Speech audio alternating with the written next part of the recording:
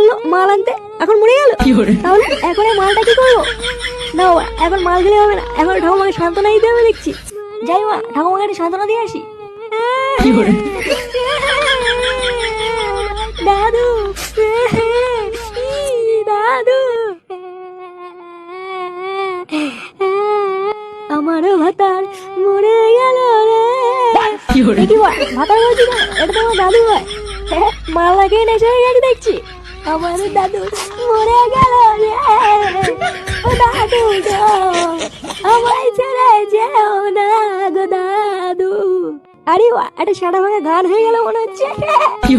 এটা কি তা বলছো রে? তাই তো দেখছি ওরা। একটা কথা আমার মাথায় কিছুতেই ঢুকছে না। কি কথা? আচ্ছা, দাদু মরেছে ল্যাংচার, কিন্তু ফুটো কাঁদছে কেন? তা ঠিকই বলেছিস, আমার তো মাথায় কিছু ঢুকছে না।